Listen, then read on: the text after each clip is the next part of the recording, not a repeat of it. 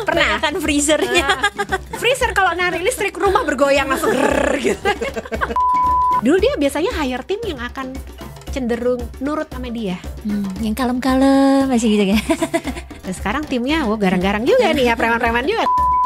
Nah ternyata kita pun sebagai owner juga harus punya kemampuan untuk menjual company kita supaya mereka mau kerja di kita. Di Indonesia perempuan diharapkan selalu melayani. Dan itulah yang aku rasakan, kegoblokanku terbesar tuh adalah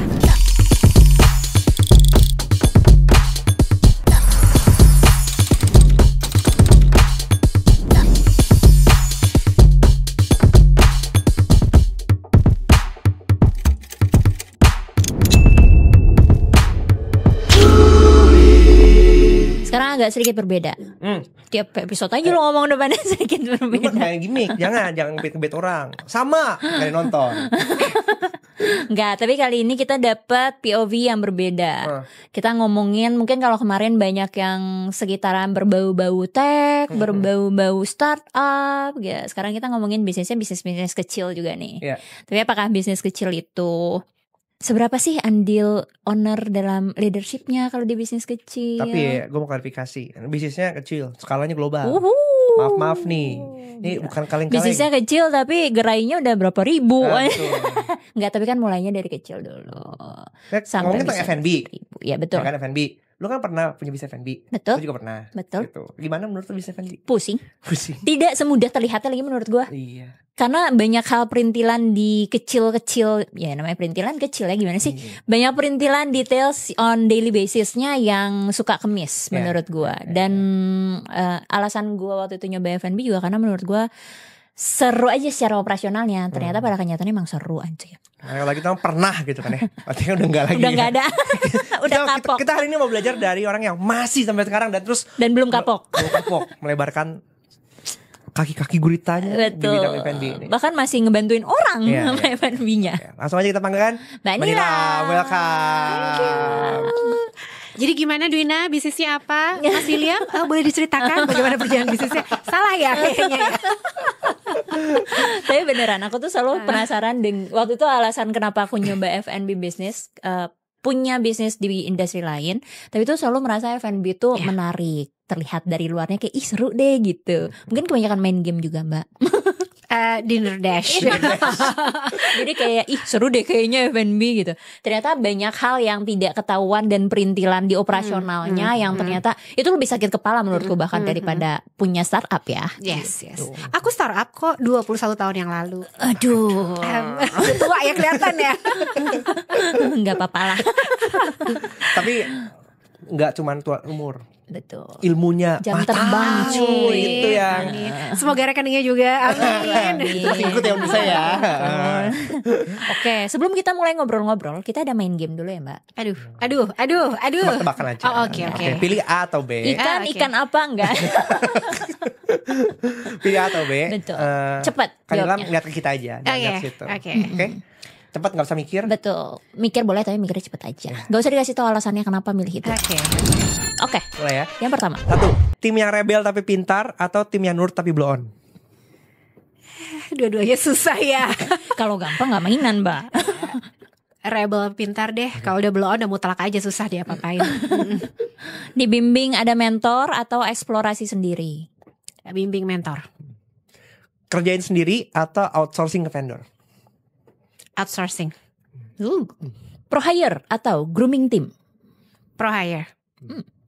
Bikin sistem atau building team? Building system. Managing stakeholders atau managing team? Dua-duanya pernah mengalami, tapi kayaknya for now ya dengan stage ini tim aja. Okay. Kemitraan atau terpusat?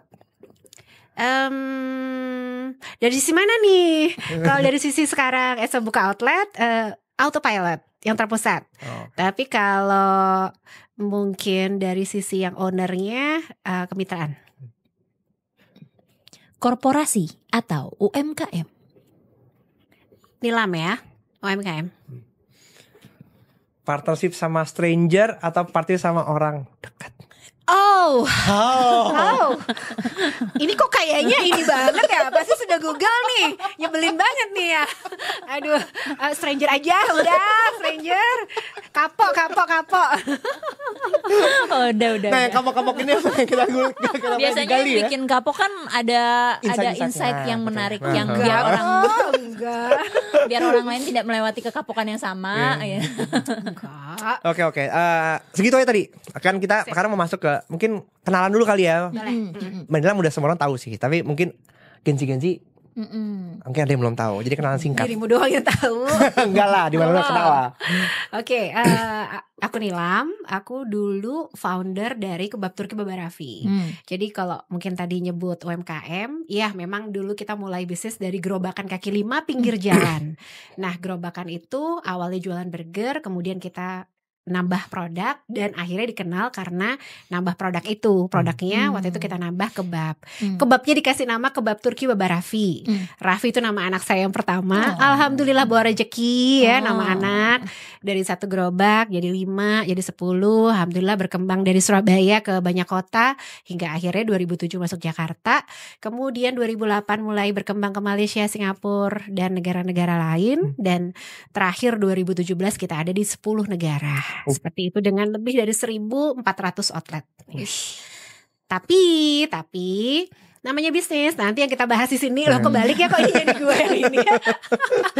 Nah, memang bisnis kan tidak selalu selamanya smooth ya. Apapun yang terjadi kadang in the business ataupun bahkan kadang kita agree tadi namanya bisnis UMKM 90% adalah ownernya. Kalau terjadi sesuatu di ownernya, nah itu akan sangat berimpact kepada bisnisnya. 2017 I got divorced with my business partner gitu kan.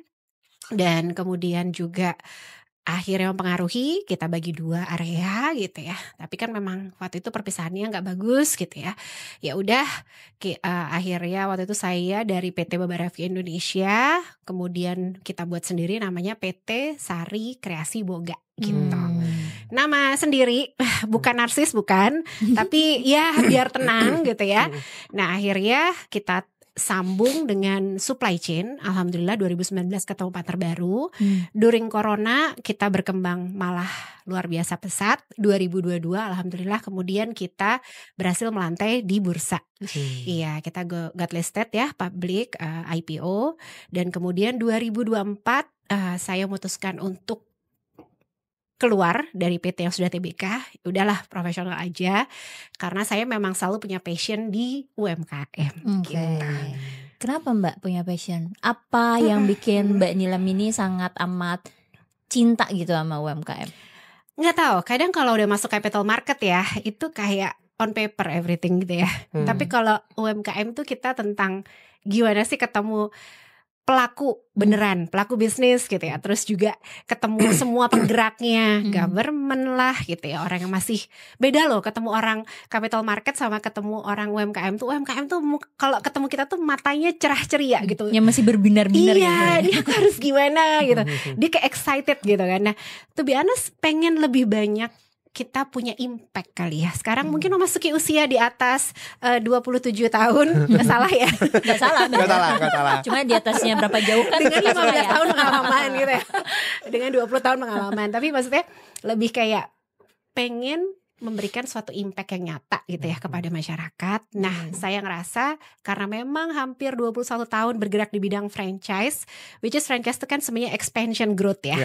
Dan gak semua orang punya capability untuk expansion tuh seperti apa gitu kan. Nah, akhirnya kita buka NS Consulting plus buka outlet. Begitu. Jadi si NS Consulting ini yang banyak ngebantu kawan-kawan dari F&B UMKM gitu-gitu yang mau ekspansi lah ibaratnya gitu ya. Oke. Kalau pengalaman gini, saat dulu dari mulai gerobakan sampai 1.400 outlet. Yes. Itu di luar negeri juga ada. Di luar negeri lagi. Gimana sih tantangan terbesarnya Mbak untuk mimpin tim yang probably ini kan udah bukan, ini kita skala nasional aja udah kelabakan ya. Gimana sampai ke luar negeri kayak gitu? Ya emang 21 perjalanan tahun ya, itu tuh ada fasenya masing-masing gitu. Nah akhirnya enaknya kalau udah tua gitu. Bukan tua, mature gitu ya. Matang. Itu kita bisa memilih apa yang sudah pernah kita alami gitu kan. Oh ternyata seorang William itu punya keahlian adalah tadinya kita pikir operation, oh ternyata gue jagonya di sales nih. Gue not even orang operation. Tapi kalau namanya masih muda kan semua dicoba. Kebanting, ketabok, ngesot, ya udah kita jalanin semua. Tapi kalau udah tua kan, oh ternyata aku nyaman di sini plus aku punya keahlian di sini gitu ya. Menang jam terbang. Nah, setelah perjalanan tadi saya laluin gitu ya. Kalau dulu di Baba Raffi tantangannya adalah saya akan tadi pilih grooming team daripada pro hire gitu kan. Fase itu karena mau pro hire lawang kantornya jadi rumah, kantornya di ruko, gimana caranya? Apalagi gerobakan, siapa yang mau kerja gitu kan? Kapitalnya terbatas ya. Nah itu dia. Waktu di rumah ininya aja bro sis, mejanya masih pakai meja makan kerjanya, terus pakai korden kan kayak ya rumahan lah, gimana sih kita semua pernah ngalamin ya. Tapi once sudah mulai agak berkembang gitu ya, itu sudah mulai bisa tuh zaman di Surabaya dulu ya, hire anak ITS. Waktu kita udah di ruko nih gitu ya. Apalagi waktu di gedung, waduh udah bisa hire orang-orang yang udah punya jam terbang. Memang tantangannya ketika masih kecil adalah bagaimana kita bisa mengembangkan brand baik personal ataupun bisnis gitu ya, supaya orang percaya ke kita. Otomatis kalau menurut saya ya, tapi kan semua orang punya pandangan masing-masing. Kalau menurut saya tantangannya gak cuma in the business aja, tapi out of businessnya gimana kita bisa membuat orang percaya di luar. Nah akhirnya karena saya lulusan komunikasi gitu ya. Maaf gak lulus komunikasi, saya tidak lulus S1, maaf. Ya itu sibuk beranak pinak mbak gitu ya, nikah umur 19 gitu. Ini artinya jadi capture gitu. Oh gak lulus S1 bisa segede ini, sosok sini kan. Orang jadi contoh lagi ya benar. Gak perlu S1 gue bisa tetap punya 1.400 begitu. Aku juga punya anak masih kuliah, jangan gitu juga. Jangan. Karena kan sekarang orang banyak yang gitu, kan? cuma ngambil bisa tuh gak lulus S1 juga. Jadi gak perlu S1 ya kan. Yang penting punya grit, punya apa ya. Aduh ya itu dia. Tapi memang mungkin kepepet ya waktu itu, karena kayak udah gak lulus, nikah muda, punya anak 3. Jadi kayak mau gak mau kan harus berpikir nih gimana nih bayar sekolah gitu. Nah dari situ mau gak mau bisnisnya harus di-push supaya berkembang. Nah ketika outletnya udah mulai banyak, terus kemudian kita tadinya hire orang cuma di level bawah gitu ya. Kan tantangannya adalah gap in the middle kan, dan level atas. Namanya kita dari atas langsung ke bawah kan setengah mati gitu ya.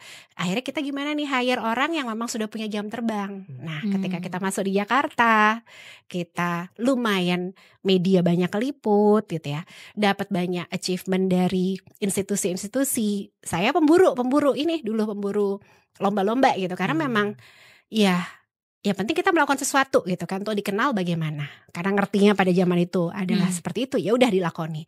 Akhirnya pelan-pelan tuh banyak yang lulusan S2 dari luar negeri gitu mau kerja di kita. Wow, lucu juga gitu kan. Nah ternyata kita pun sebagai owner juga harus punya kemampuan untuk menjual company kita supaya mereka mau kerja di kita gitu. Plus juga akhirnya ada orang yang dulu kerja di Berlian Laju Tanker cabang India, mau dong kita tarik ke company kita dengan judul membangun Indonesia UMKM go global loh ya kan. Jualan visi memang kalau harus ternyata owner pun harus bisa begitu kan. Akhirnya banyak tuh yang mau kerja di kita. Nah disitulah Baba Raffi waktu itu mencapai puncak kejayaan seperti itu. Tapi pas tadi dari pertama kali banget cuma kedai gerobakan gitu ya Mbak, sampai tadi bisa ada anak S2 mau kerja bareng as business owner yang juga first leaders bisa dibilang. Beda kan memanage orang yang beneran kerja di gerobakan. Paling latar belakang yang dicari apa sih gitu, lulusan SMP juga gak apa-apa gitu, bahkan gak sekolah juga gak apa-apa ibaratnya gitu kan. Dengan nanti ketika si anak lulusan S2 nya udah masuk, kaget gak Mbak nge-manage tim yang dengan latar belakang beda banget?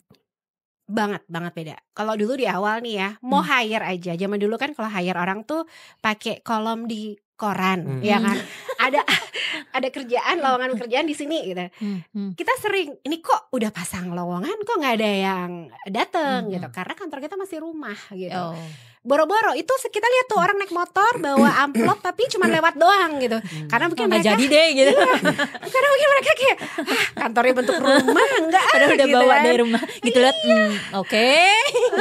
Gitu. Nah akhirnya kita mulai sadar juga, oke lah jangan satu sama rumah, kita mulai sewa rumah lain deket rumah, kan bertahap gitu kan. Lumayan gitu kan, ada orang-orang yang agak lebih mau kerja karena udah beda sama rumah gitu kan. Nah tapi ketika udah mulai punya ruko gitu ya, sewa ruko itu udah lebih oke lagi. Nah apalagi ketika S2. Kalau tadi nih ya kita waktu hire orang-orang yang level bawah yang awal-awal itu tadi, saya sampai bingung ya mau cerita. Itu kayak oke, tarik ulurnya itu setengah mati gitu ya, dan lebih mengedepankan perasaan karena harus kerja fisik, jadi kita harus narik ulur mereka. Apalagi level bawah tuh nggak bisa kita ngomong pakai logika, pakai apa, nggak bisa. Orang mereka izin aja kadang, maaf saya nggak masuk, kenapa? Kakek saya meninggal, budenya meninggal, besoknya tantenya meninggal, Tetangganya. besoknya lagi kakeknya lagi, besok budenya lagi. Emang kakek lu stoknya berapa sih gitu kan? Kayak bingung gitu kan. Nah itulah yang terjadi gitu kan. Jadi kayak karena itu basic, jadi kita kadang mau nggak mau tergantung sama mereka kan, nggak bisa gitu kita push banget. Dan gak ada orang middleman di tengah antara saya dan level bawah, jadi kayak wah capek kali gitu ngomongnya. Tapi kalau udah hire orang S2 udah gak bisa. It's all about kita gaji mereka berapa gitu ya. Bahkan company pun juga harus cukup representatif nih untuk tempat mereka kerja, karena mereka harus make sure bahwa CV mereka ini bertumbuh kan kalau orang berkarir kan. Plus juga oke, selain bonus apalagi gitu kan. Mereka udah gitu ibaratnya, oke, kalau saya misalkan achieve sekian saya dapat apa gitu. Mereka malah senang di challenge. Dan kita ngomong udah bukan lagi masalah bisa apa enggak, ini apa gimana gitu ya. Tapi udah based on data, based on angka, performance, dan semua keukur. Mati gaya, kita kan owner pun harus terus pinter ya. Akhirnya karena saya hire orang S2, saya pun sekolah S2. Bingung kan? Gak lulus S1 bisa sekolah S2? Bisa. Nggak dapat jasa S2 tapi ikut sekolahnya bisa. Akhirnya dapat sertifikasi per subjek.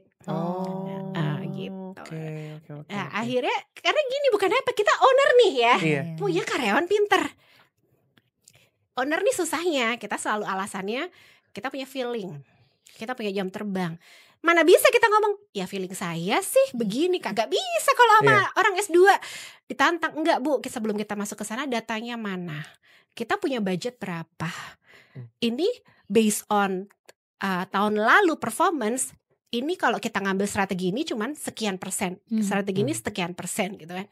Gak bisa ngomong begitu sis. Jadi kita pun harus mulai pinter gitu.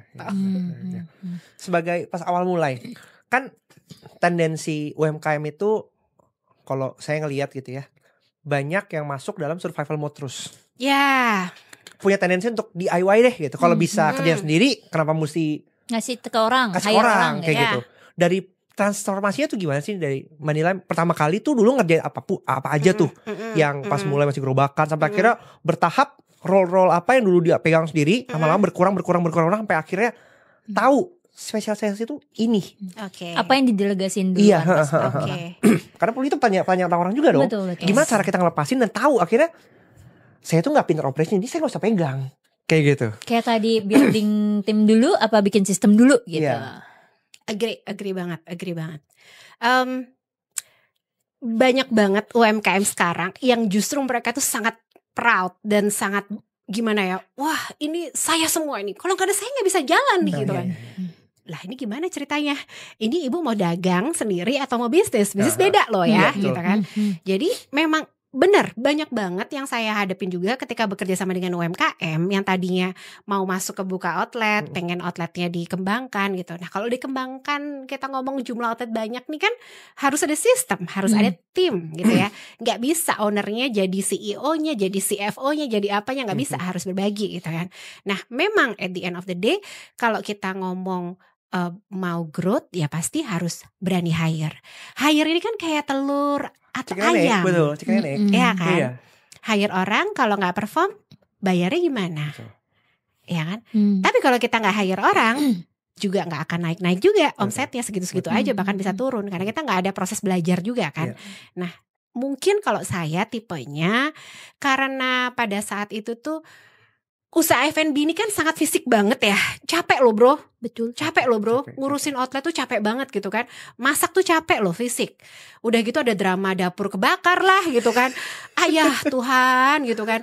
Wah udah maksudnya capek banget gitu. Rumah tuh isinya bau saus semua, bau daging semua gitu ya. Terus freezer di mana-mana. Ruangan saya Iya tuh lagi. as simple cuman kamar doang gitu Iya, kan. bener lagi. Ngerasa kan? Pernah Kan freezernya. freezer kalau narik listrik rumah bergoyang langsung grrr, gitu. Been there dan that dah lah. Dan menurut saya ya, jadi kayak saya tuh nggak suka kerjaan yang fisik dan berulang gitu. Maksudnya kalau udah pernah, tahu bahwa flow-nya tuh nanti karyawan ke outlet, di outlet jualan, habis gitu nanti mereka udah tutup, hitung-hitungan serah terima barang, ya udah jangan saya lagi yang ngelakuin gitu. Nanti udah serahkan ke anak yang jualan, serahkan ke anak jualan, makin lama karyawan makin banyak. Kalau saya ngomong langsung ke bawah terus kan capek nih, ya udah hire supervisornya gitu kan. Ternyata supervisor nih maksimum bisa satu supervisor menghandle let's say 10 outlet gitu ya. Udah ada misalkan 50 outlet berarti kan ada 5 supervisor. Wah kalau ngurusin supervisor satu-satu kepala pecah juga. Belum produksinya, belum belanjanya, belum apanya gitu ya. Nah berarti kan harus hire manager gitu ya. Nah saya tuh gak suka yang berulang. Paling gak mau kalau ngerjain itu terus itu lagi gak mau gitu. Jadi memang dari dulu better bayar orang deh daripada melakukan pekerjaan berulang. Itu menurut saya kayak udah sadar secara sadar kita nggak belajar apapun dari situ gitu. Berarti simpelnya adalah ketika mau hire cari pekerjaan yang berulang dulu, jadi itu yang bisa dilepas dulu gitu ya untuk hire orang pertama. Paling simpel itu kan ya. Makin kesini pasang iklan aja udah berulang gitu kan. Ya udah hire orang sosmed gitu. Iya. Gue tipe kayak gitu tuh. Pengen bayar orang deh. Daripada harus melakukan hal yang repetitif. Apalagi kalau administratif gitu ya. Betul. Tapi kan ada tipe orang yang memang dia, gue demen ngelakuin ini gitu. Nggak rela gitu bayar keluar duit. Kayak expense kita bertambah loh. Bertambah. Yes. Sehingga kan motong profit nih, Yes. terus nih gitu. Kesannya expense nambah. Karena baru denger cerita yang kayak gitu gue kemarin. Ketemu klien Siapa kayak tuh? gitu. Adalah ya UMKM juga gitu ya. Semua pas struggle gitu kan kayak aduh kan expense kita nambah sih kalau kita bayar outsource ke sini jadi berkali-kali lipat nih kayak gitu. Semuanya pengen dipegang sendiri. Jadi blockers kayak gitu. Padahal kalau sebagai owners kan harusnya kita berpikir lebih strategik ya. Ngembangin bisnisnya mau kemana kayak gitu. Karena kalau ketika kita occupied sama hal-hal yang rutin-rutin, ya kita gak pernah punya ruang untuk mikirin apa mesti diimprove. Tapi gitu. Will, menurut dirimu nih, strategik tuh apa? Karena zaman dulu nih waktu kita iya, masih bener sih. UMKM kan, wah kalau ngomong strategik kayak keren banget gitu kan. Apa sih strategik tuh Will? Gak jelas juga kan. Mungkin itu yang ditakutin sama orang. Apa nih istilah strategik kayak keren banget, tapi ntar kagak ngasilin duit, ngapain gua harus bayar gitu. Iya. Jadi kalau dari pengalaman Mbak Nilam sendiri ketemu dengan banyak UMKM, sebenarnya mistakes awal yang paling banyak dilakukan oleh pelaku bisnis UMKM itu apa sih? Apakah sebenarnya yang bikin UMKM ini gagal untuk berkembang atau sulit untuk berkembang tuh leadership mistakes-nya, ataukah business model mistakes-nya, ataukah bahkan sesimpel proses mikirnya atau financial planningnya gitu yang salah? Sebenarnya paling banyak di fase awal tuh apa sih yang paling banyak Mbak Nilam? Yang pertama kalau menurut saya ya mental block banget. Orang nggak siap itu susah. Karena apapun kita kasih logika apapun, kalau dianya belum siap, dianya nggak mau, ya udah, enggak saya gini aja, kan banyak juga gitu ya. Padahal, saya masih bisa hidup kok, cuma revenue segini sebulan juga kan banyak kayak gitu ya. Saya udah enak, ngapain harus di franchisein? Atau bahkan kan ada outlet tidak membuka cabang dimanapun, hanya ada di sini gitu kan. Malah bangga dia, ada juga kan. Ada juga gitu. Nah, itu yang pertama. Yang kedua, tidak mau belajar. Ngerasa ilmunya udah paling yahut gitu kan. Tuh, udah susah itu kalau udah gak mau belajar. Karena kenyataannya ketika aku ketemu William, pasti aku akan tanya, lo ngapain aja sih Will? Lo ngerjain apa sih? Kira-kira apa yang bisa kita kolaborasi ya? Gue udah barang ini nih, gimana? Kan itu basic ya. Gitu. Apalagi kita sekolah S1, S2, short course, cari beasiswa, dikirim ke mana-mana based on apa kan, embassy sekarang banyak banget ya program untuk entrepreneur dan gak harus bayar, malah dibayarin. Itu kan kita kejar. Yang ketiga gitu ya,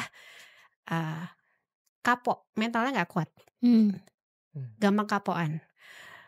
Gimana cara yang gedein bisnis Manil? Ya hire orang.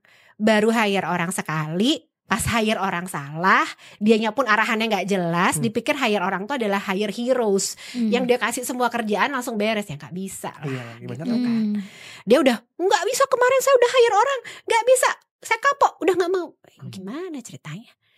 Kita mah dibohongin orang udah makan hari-hari, ya udahlah. Tapi kan sampai titik tertentu kan, kita juga cara mainnya gini. Gitu.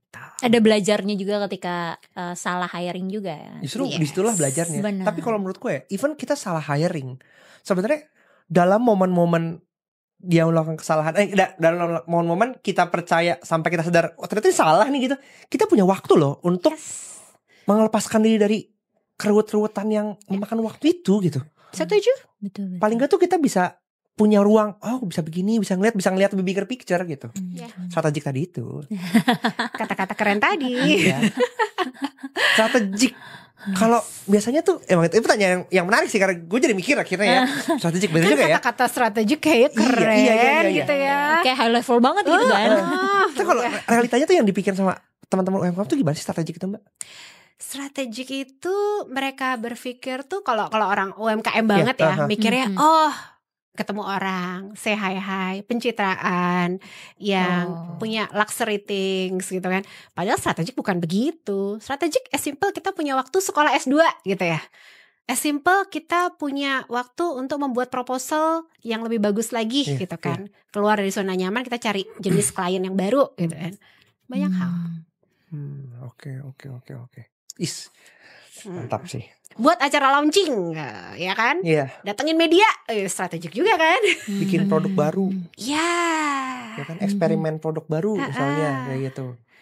Untuk grow business sih sebenarnya ya. Growing business. Ujung-ujungnya. Hal-hal yang sebenarnya bukan terlalu mewah ya, cuman sedikit keluar dari zona nyaman yang biasa dilakukan sih. Tapi satu lagi bro tadi, selain mental yang kuat, OKB. OKB sih ini PR utama bro gitu. Banyak banget nih UKM ya yang saya lihat, yang saya handle, kaya dikit, punya duit dikit, punya duit nganggur, cash flow positif, gemes dia, nggak bisa. Langsung ubah lifestyle. Nih ada yang tiba-tiba beli mobil mewah, Ferrari apa gitu kan, pamer, masuk kripto, kagak ngerti kripto tuh apa, udahlah gitu kan, hilang. Bukan maksudnya apa, nggak apa-apa, tapi kan harus terplanning juga. Ini duit dingin, duit panas, atau maksudnya lu emang punya tabungan gitu kan? Nggak bisa dong uang perusahaan kita pakai untuk kayak begitu. Atau kalau nggak, tidak mau membesarkan timnya. Jadi dia saking takutnya, yaitu tadi kan, saking takutnya udah punya tim kepercayaan, nggak mau gedein, susah bro. Banyak banget. Ya akhirnya berantakan juga. Mbak Manilam kan punya consulting nih akhirnya kan, NS Consulting kan, yang itu buat sort of kayak membantu MKM. Ya kan? Sebagai konsultan pasti kan sebenarnya tugasnya nabok-nabokin ya. Ya. Saya pernah memisahkan ya. Susah ya. Sedangkan tadi kan berarti gini, Manilam berhadapan dengan orang-orang yang tadi punya mental block, kemudian pola pikir kayak gitu. Sedangkan Manilam sendiri punya perspektif yang berbeda. Hire tim dong, gini. Gimana cara nabok-nabokin biar sadar nih?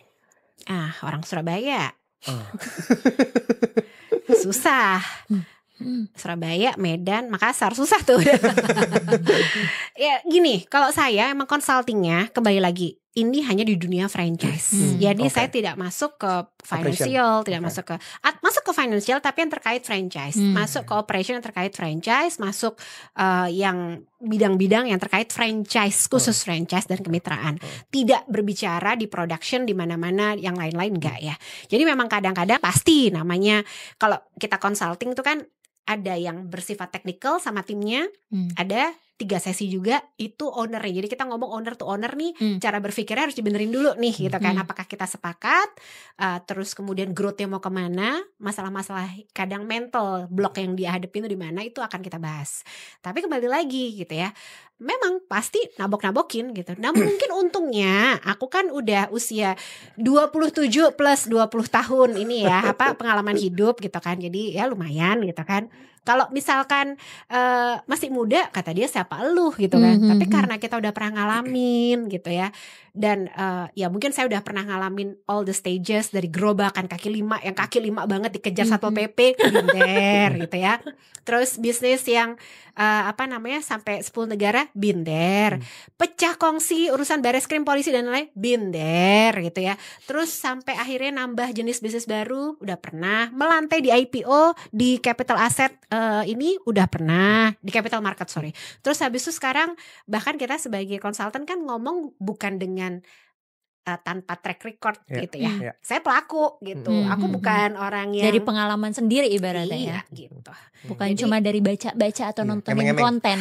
Ya begitulah. Kadang bingung ya hidup gue gini amat. Ternyata sekarang nyambungnya di sini, ya udahlah bolehlah. Kayak end of the day itu kayak semua keburukan hidup tuh ada jalan terang gitu kan ya. Ada kegunaannya ya. Kalau udah tua ngomongnya gini, a challenge hidup.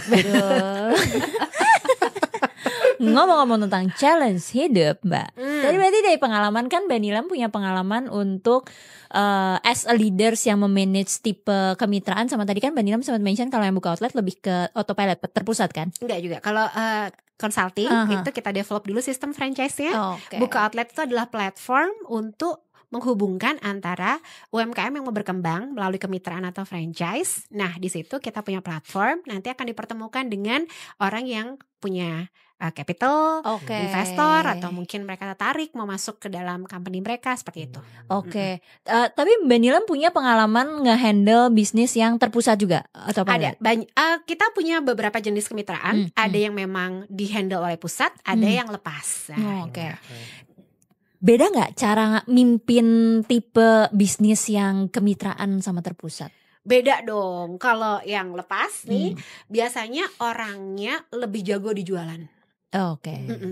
Dia nggak terlalu jago di operation, tapi dia lebih pintar jualannya, lebih pintar develop produknya.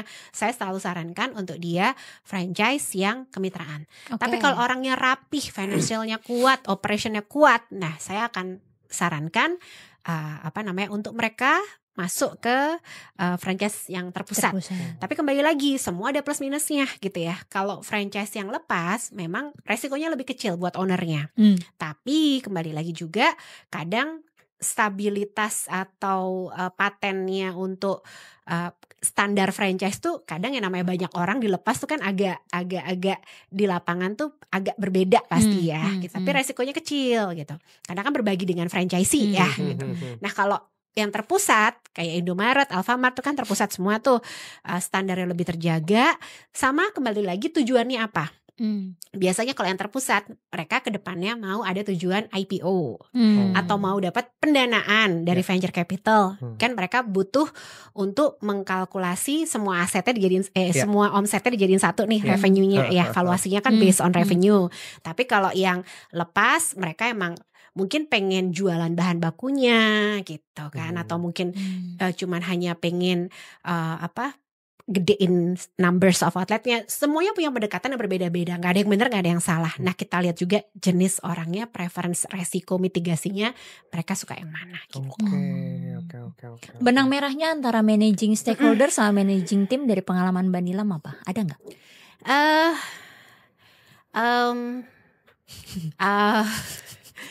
Sama-sama harus sabar, tawakal, dan rajin menabung. Jadi PPKN. Ya, semuanya pasti punya harapan, semua punya ekspektasi ya. Namanya stakeholders sama franchisee itu punya ekspektasi. Tapi kembali lagi, namanya sebuah ekspektasi itu kan harus bisa kita manage ya, harus bisa kita ada KPI-nya, standarnya seperti apa, masuk akal apa enggak ekspektasinya gitu juga kan. Oleh karena itu kita lindungi dengan on paper yang jelas gitu kan. Ya ekspektasi seperti apa, ada hitung-hitungannya gitu kan. Kalau rugi gimana, kalau untung gimana, itu semua kan diatur di agreement. Nah ketika kita punya landasan agreement itu kan jadi lebih clear ya buat semua orang. Seperti itu. Legal berarti kan masuk ke Yes, legal Hitam ya? di atas putih. Hitam di atas Kak. putih gitu. Biarpun lo berbisnis sama teman juga tetap harus ada hitam di atas putih. Karena Banyak. sekarang teman, besok belum tentu teman.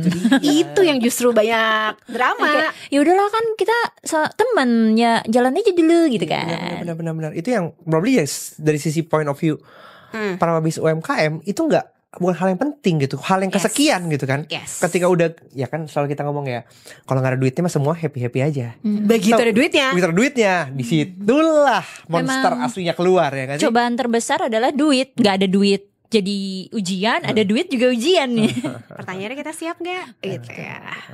Yes, nah kembali lagi sebenarnya semua yang tadi udah kita bicarain nih ya. Aku juga pengen ngajak nih buat teman-teman UMKM yang lain gitu ya. Maksudnya kadang kan kita bingung juga ya, ngerasa aduh jadi pebisnis gini amat gitu ya. Leader gini amat, mau ngomong sama karyawan juga gak bisa. Tapi gue makan siang sendiri kok juga ngenes banget hidup gue gitu ya.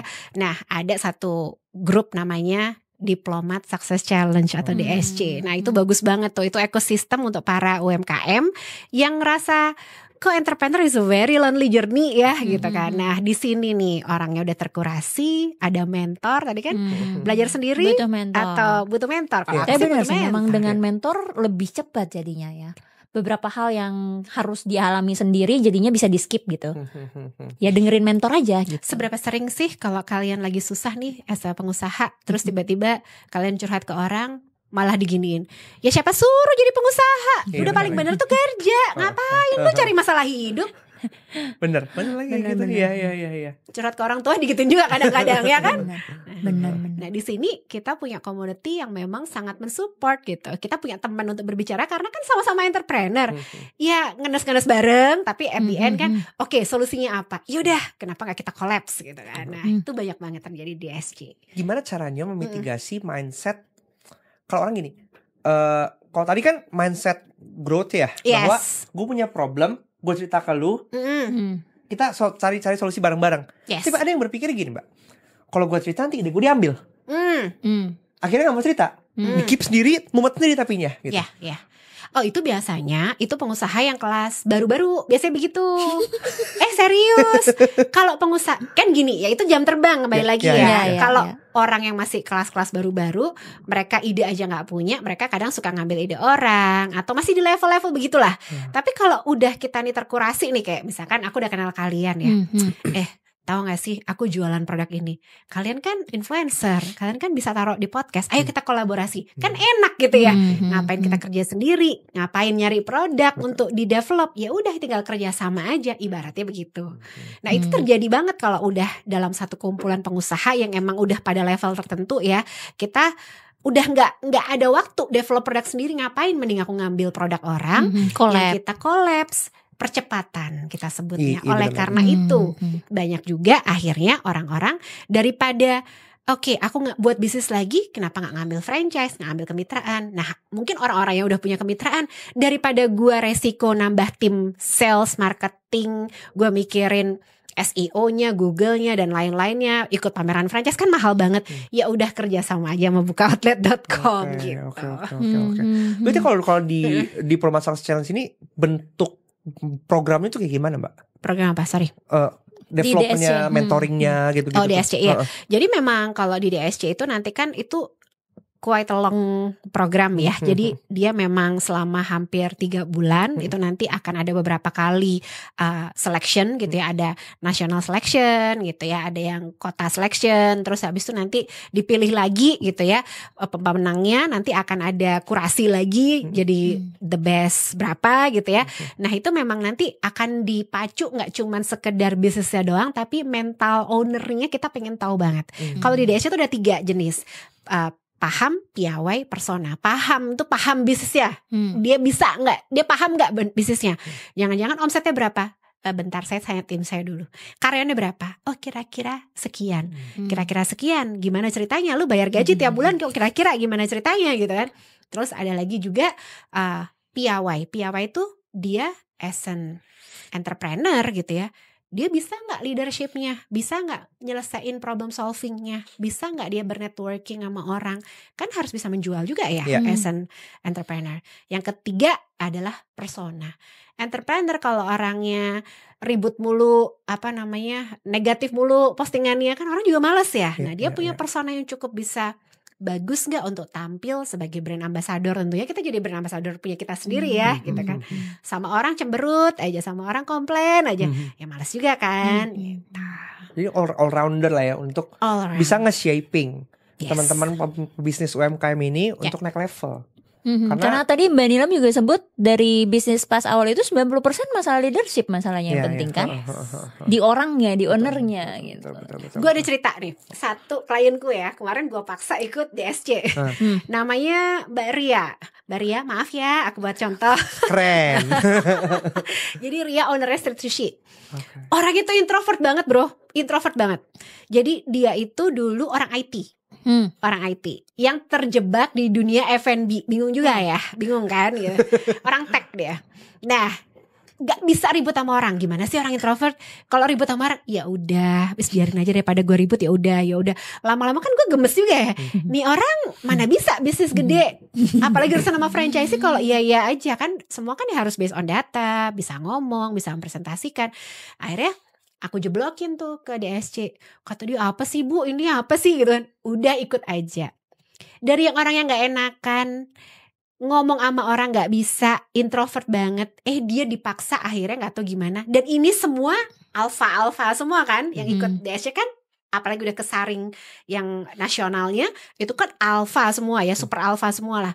Dia perempuan dan dia harus membawahi 3 leader alpha perempuan plus ada berapa orang lagi, satu grup tuh sekitar 5 atau 6 orang. Di situ dia bisa ribut sama orang, bisa dia meletek akhirnya. Under pressure dia dudukin semuanya langsung ayo kamu bagian ini, kamu bagian ini. Dia bisa loh gitu. Biasanya dulu tuh semua dia yang handle. Aku bilang, see, you're under pressure dan kamu meletek. Meletek kan. Dan sekarang aku ngelihat dia bagaikan bunga yang kayak wah gitu loh, blossom gitu ya gitu. Kayak keren banget. Dan dia sekarang udah bisa meng-hire orang dengan tim-tim yang menurutku udah canggih-canggih gitu ya. Dulu dia biasanya hire tim yang akan cenderung nurut sama dia, yang kalem-kalem masih gitu ya.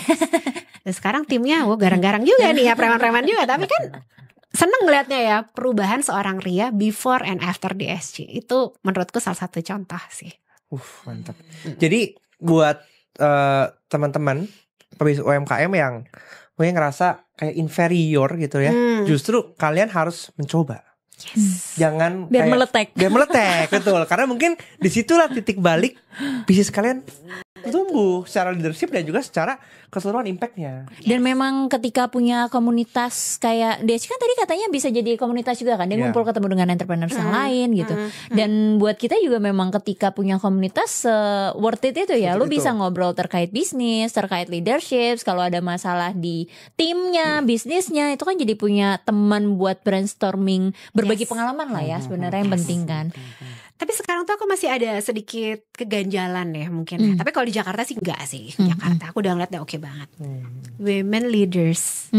Itu masih jadi isu loh menurutku ya di Indonesia ini. I don't know, menurut lo gimana sih bro sebagai cowok ngeliat women leaders atau women entrepreneur itu gimana sih bro? Kalau kita cewek mah kita komplain mulu gitu. Pros and cons ya. Banyak yang memang nggak dapet panggung karena social pressure. Karena culture patriarki juga kayak gitu.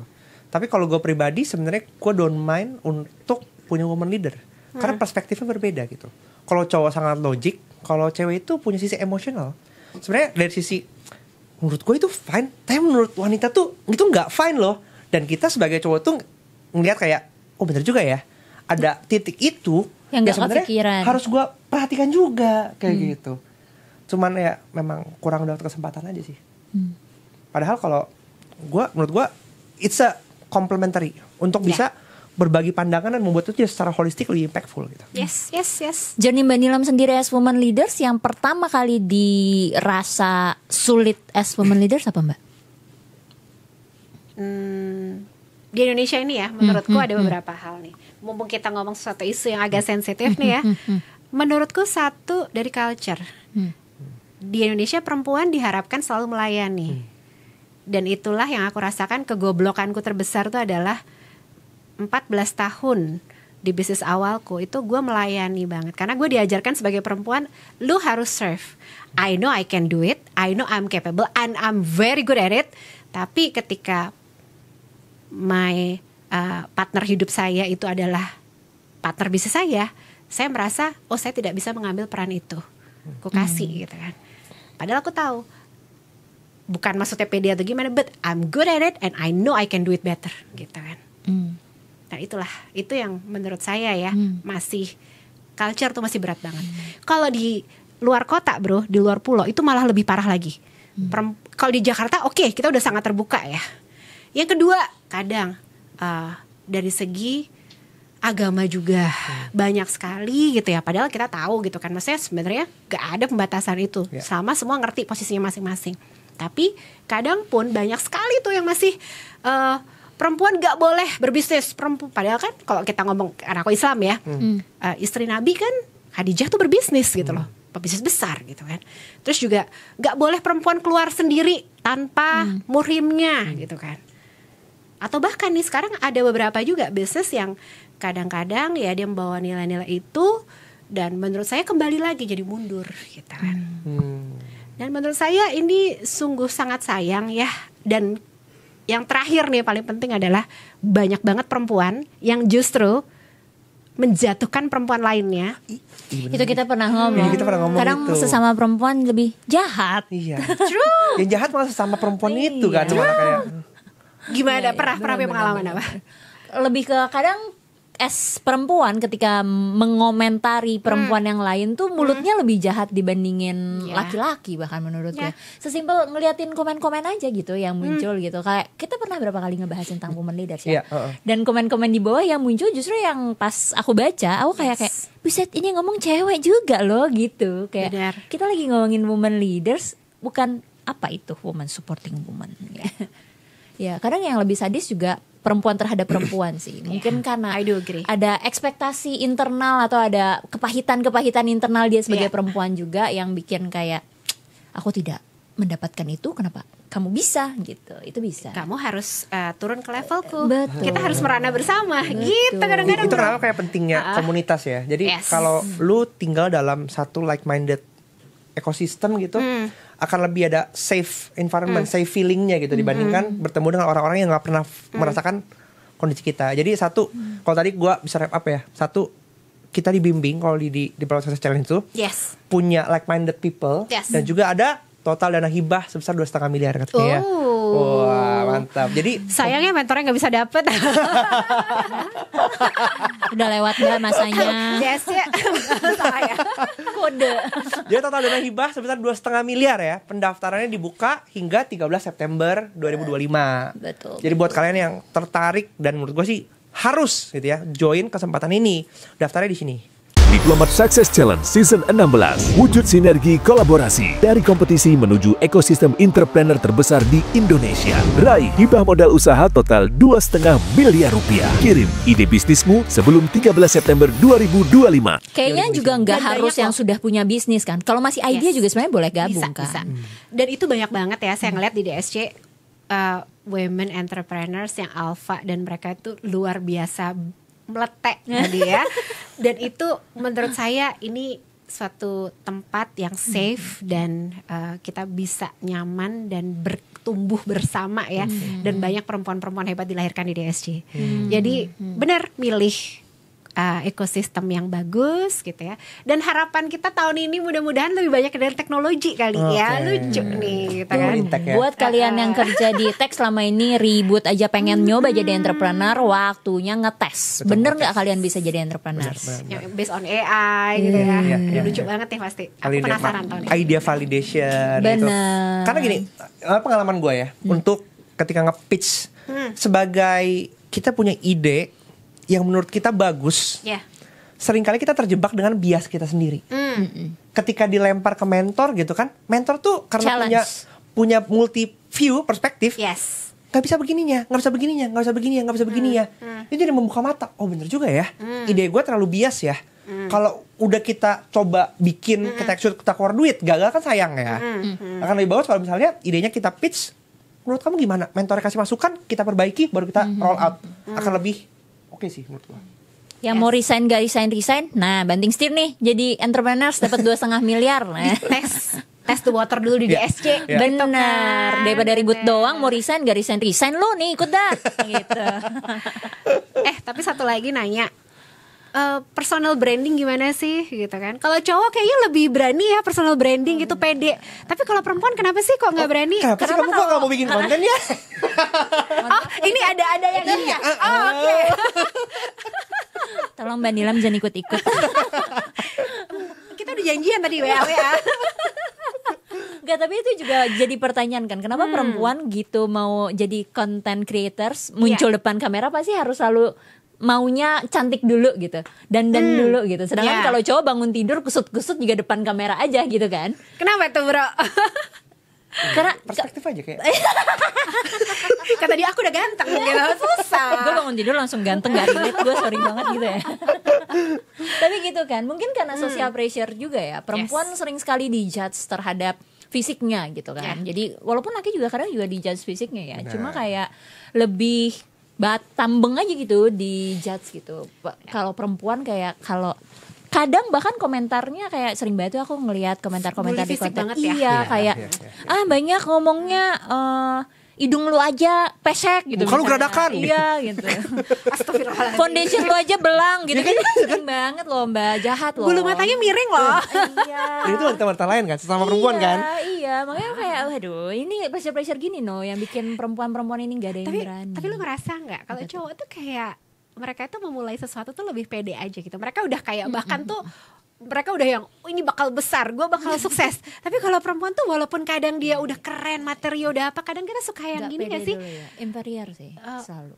Ini orang ngomongin gue gak ya? Ini orang gini gak ya? Perempuan suka gitu gak sih? Iya, apa yang salah tuh sis? Menurut aku sih pendidikan kah atau gimana? Pendidikan salah, terus culture lingkungan juga kan mungkin balik kayak yang tadi ya. Dibilang mungkin kalau kota besar mendingan mungkin sudah mendingan. Tapi dibilang dari kecil pun zaman dulu mungkin nggak tahu ya era sekarang orang tua zaman sekarang ngegedein anaknya gimana ya.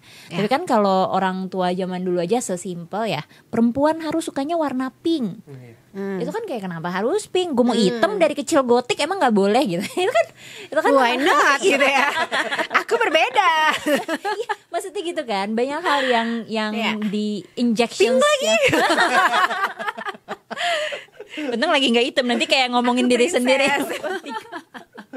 Tapi jadi banyak hal mindset yang secara tidak langsung tertanam dari kecilnya adalah sebagai perempuan lo harus seperti apa gitu. Dan jadinya banyak mindset yang tertanamnya adalah di inferiority-nya gitu. Kalau nikah nanti kamu harus tadi melayani suami kamu, terus harus nurut sama suami kamu. Gak boleh gitu. punya gaji yang lebih gede daripada suami. Suami belum pulang, istri udah harus di rumah kalau kerja. Gitu. Terus kadang dulu aku suka pulang malam karena survei lokasi nih. Tetangga pada ngomongin itu ngapain aja sih? Kok kayaknya kelayapan terus malam, gak pantas perempuan pulangnya kayak malam-malam. Kayak gak punya suami gitu. Iya. Tapi padahal sebenarnya ada aku lupa data yang mengatakan perempuan ibu-ibu itu ketika dia berdaya as in punya penghasilan sebagai UMKM dan segala macam itu tuh mensupport ekonominya lumayan signifikan loh. Si ibu-ibu dengan UMKM ini. Jadi, gini ya sis, nih gue ngomong nih. Kalau lu nikah ya, terjadi sesuatu lu cerai nih gitu. Amit-amit nggak punya apa-apa gitu ya. Gue aja yang posisi kayak gue nih gitu ya, lu berdiri di atas kaki sendiri loh. Apalagi kalau udah punya anak kan Mbak. Belum tentu kan, belum tentu. Gue nggak bilang ya, belum tentu gitu kan. Jadi at the end, lu kagak bisa tuh bergantung kepada mantan suami atau apapun. Ya lu dengan anak lu harus bisa nyekolahin anak, bayar uang kuliah, bayar ini, bayar apa segala macam. Kalau hidup lo kelihatan susah, kasihan ya dia setelah bercerai jadi susah gitu. Apalagi stereotip misalkan nih, janda, stereotip apa gitu kan kayak asem banget ini ya Indonesia ini ya gitu kan. Gue tuh cuma pernah menjanda 8 bulan. karena habis cerai ya. Itu 8 bulan tuh setengah mati loh. Maaf ya, gue barang bagus, gue laku cepet. Tapi 8 bulan tuh gila, itu gak enak banget stereotipnya. Gue ngerasain loh. Jadi kayak at the end of the day ya, maksudnya di Indonesia nih kita perlu lebih merubah paradigma kita sebagai orang tua kan punya anak ya, anak yang akan ini, kita harus bisa ngajarin anak kita untuk hormat gitu lah. Mungkin berarti buat ibu-ibu yang mau mulai usaha sendiri, karena kan sebenarnya namanya usaha nggak harus yang langsung gede kan? Berdaya, Bener. kata kuncinya. Benar. Bahkan Mbak Nila mulainya dari gerobakan kok. Jadi gerobak depan rumah juga bisa kok. Ibu-ibu yang mau mulai punya penghasilan sendiri gitu, biar paling nggak punya pegangan sendiri lah. Affiliate kalau enggak. Affiliate. Ya kan? Benar, affiliate. Lagi banyak banget kan. Iya. Gue mau balik lagi. Jadi kalau menurut Dan Mbak power Nila of ibu-ibu ya. Tunggu gue mau balik lagi. Apaan? Jadi sebagai pebisnis UMKM, Yes. personal branding tuh penting gak sih? Anjir. Itu penting. Tuh. Ternyata kasih itu guys arahnya. Penting dong, penting. Sis, hari gini loh sis. Dapat endorse udah lumayan sis. Lo kan ngomong apa adanya ya. Bener. Zaman corona sis, yang menyelamatkan aku ya zaman corona itu kan serba susah ya waktu itu kan. Maksudnya ya duit kepake lah ini, terus biasanya kita dapat penghasilan lain-lain gak ada. Lumayan loh dapat endorse, lumayan loh. Itu as simple as punya pencitraan ya. Tapi branding menurutku penting banget. Kenapa? Karena gini, kalau kita punya branding, daya tawar kita tuh udah beda sama orang lain. Karena paling gak orang udah tahu kita. Bayangin kalau kita ngisi seminar, pesertanya berapa? 200-300 orang gitu ya. Aku punya kesempatan untuk ngomong di depan di antara 300 orang itu. Setelah selesai acara, misalkan nih kan aku aktif mencari brand untuk aku franchise-kan gitu ya. Dan aktif mencari orang yang mau invest di brand-brand ini, mau jadi franchisee gitu kan. Ketika aku turun panggung, banyak orang ngerumunin. Daya tawarku beda dong. Oh, kamu punya brand ini, ayo datang ke kantorku, kita ini. Karena dia udah tahu aku, dia percaya. Bayangin nih kalau misalkan aku nilam bukan siapa-siapa, terus dia misalkan nih punya restoran apa gitu ya, aku tertarik sama brandnya dia, gue kejar. Saya nilam dari buka outlet, saya pengen franchise-kan bisnis Anda. Kata dia, siapa nih orang gitu. Just another orang yang nawarin gitu kan. Beda sis. Penting banget. Kenapa ke dia ya? Beda bro. Itu penting menurutku ya. Dan banyak orang kan selalu yang gak usah pencitraan. Lalu pencitraannya gimana dulu? Pencitraan tuh macam-macam. Bukan pencitraan kayak Ferrari kan, yang beli tas shopping segitu banyak. Bukan begitu. Pencitraan yang kita maksud adalah yang smart, yang impactful. Terus juga kita bisa membungkus diri kita sebagai siapa. Kayak mungkin pencitraan menurutku yang keren tuh ya menurutku. Tahu gak sih Bu Helianti Hilman yang owner Jafara?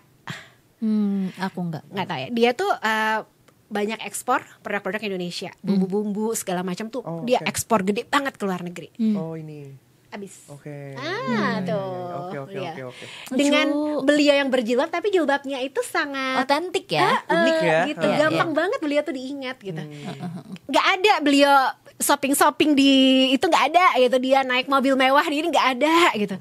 Semua acara di Davos, acara di ini, di mana, pembicara, terus ketemu presiden, dia ekspor. Wah, keren banget itu. Menurutku salah satu pencitraan yang catat tuh, pencitraan tuh bukan flexing. Betul. Tapi nampilin sisi kita. Iya, kenapa ya kok pencitraan tuh jadi flexing ya sekarang ya? Padahal sesimpel ketika lo ketemu sama gua temen dan lo ketemu dengan calon klien yang lo tunjukkan William versi yang mana, itu juga part of pencitraan. Itu simple pencitraan yang sebenarnya lo nggak sadar. Selama ini kalian semua juga pencitraan gitu. Betul. Sesimpel sebenarnya bangun reputasi. Nunjukin kita siapa, tapi nggak dipegang sendiri. Tapi kita push keluar. Sehingga reputasi itu orang nangkep. Sehingga titik tawarnya tadi kan bilang titik tawarnya berbeda. Karena orang tahu kita, bukan kita yang mendekati. Jadi ya sifatnya bukan lebih ke nggak aktif, tapi kita jadi pasif ya. Karena orang nyari kita magnet, kita jadi magnet. Gitu Bu. Itu Bu. Ayo Bu. Butuh manajer Bu, saya siap. Kebalik gak Mbak? Lah kita mah kalau ada cuan mendekat ya.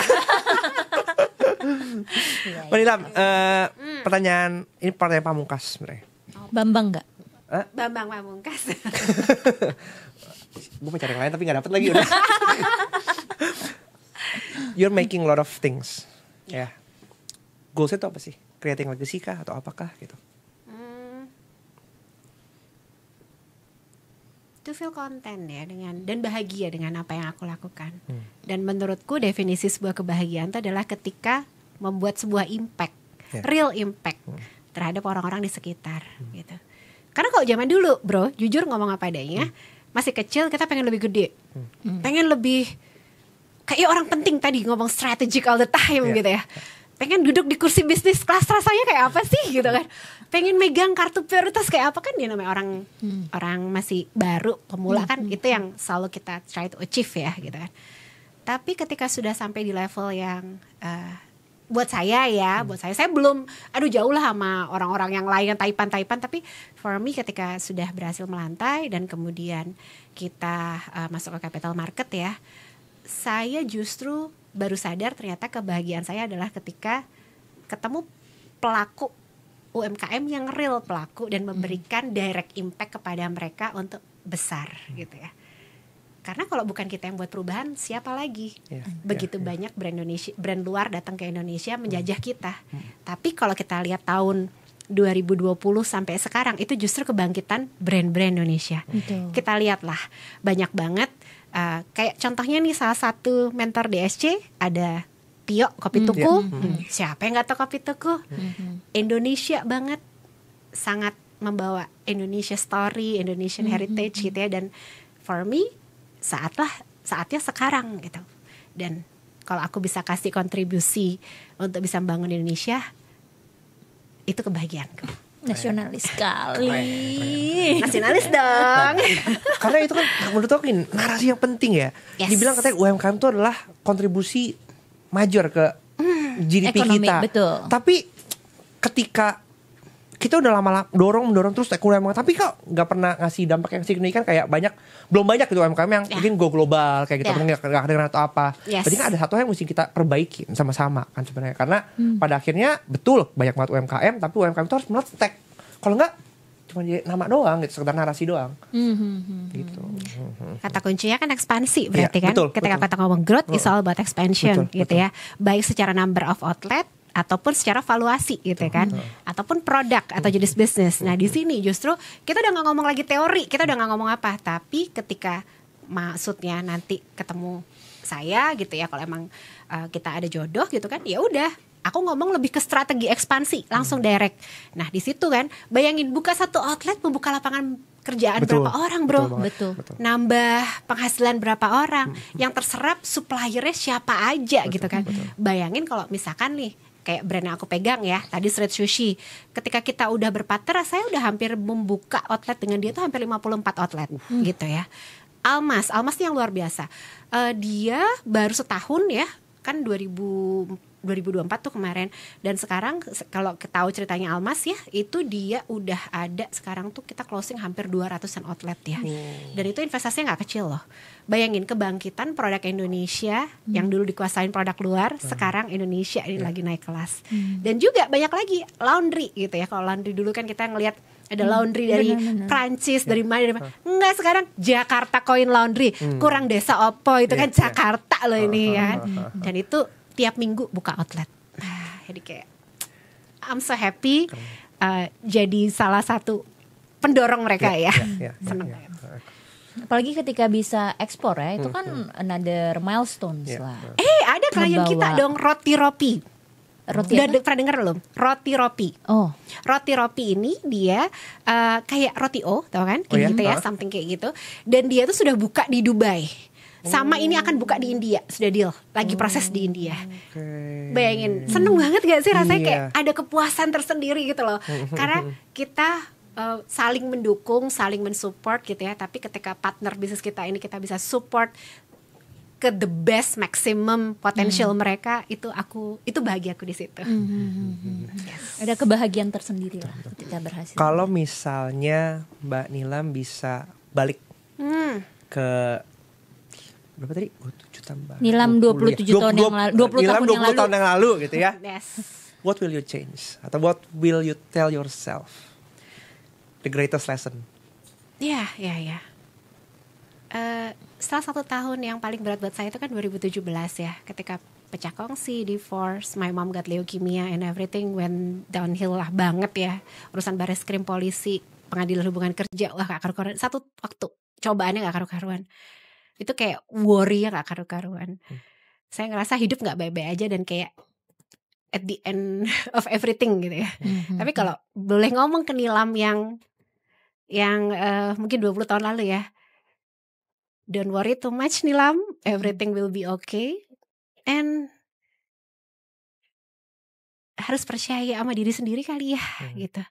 Dan harus invest ke diri sendiri. Daripada kita harus invest ke orang lain. Yang paling penting itu kan kita sebenarnya invest ke diri sendiri dulu. Itu aja sih. Keren. Harapan Mbak Nilam buat UMKM 10 tahun ke depan. Mbak Nilam pengen lihat UMKM seperti apa sih 10 tahun ke depan?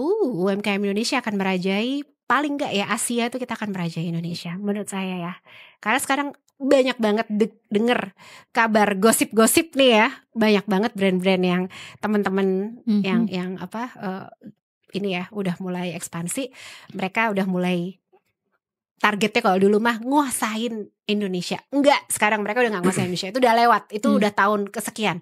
Sekarang mereka udah mau pengen nguasain Asia. Jadi dikit lagi kita akan ngeliat banyak banget nih teman-teman UMKM yang buka di Malaysia, Philippines, China gitu ya bahkan. Dan ini saat kebangkitan Indonesia. Keren. Ini spirit yang mesti kita jaga ya. Jadi buat kalian juga yang dari tadi udah dengerin sampai habis di sini, kita mau encourage juga kalian untuk ikutan Diploma Success Challenge. Karena jadi wirausahawan yang berdampak dan terhubung dengan ekosistem DSC itu nggak cuman kalian membuat diri kalian happy, membuat diri kalian bermanfaat, tapi juga membuka lapangan kerja buat banyak orang lagi. Betul. Ada total dana hibah sebesar 2,5 miliar. Dan pendaftaran dibuka hingga 13 September 2025. Oleh karena itu 2,5 miliar tuh banyak loh. Betul. Ya, jadi langsung daftar di sini. Kita masuk di season 16. Ya. Di DC-nya mudah-mudahan kalian bisa kepilih jadi yang nasional ya. Bisa ketemu sama Mbak Nilam nanti. Langsung cek semua di video description. Oke. So, terima kasih banyak makasih Mbak Nilam Sama-sama, buat thank you. sharing-sharingnya. buat sharing-sharingnya. Mudah-mudahan bermanfaat. Maaf ya kita nge-pressure. Enggak apa-apa. Gara-gara dia, aku hanya ini gara-gara dia doang. Terima kasih supportnya ya saudara-saudara. Dan kita terus berdoa buat kemajuan UMKM Indonesia. Betul. Semoga perempuan-perempuan juga bisa lebih berdaya. Sampai ketemu di episode selanjutnya. Bye. Diplomat Success Challenge Season 16. Wujud sinergi kolaborasi dari kompetisi menuju ekosistem entrepreneur terbesar di Indonesia. Raih hibah modal usaha total 2,5 miliar rupiah. Kirim ide bisnismu sebelum 13 September 2025.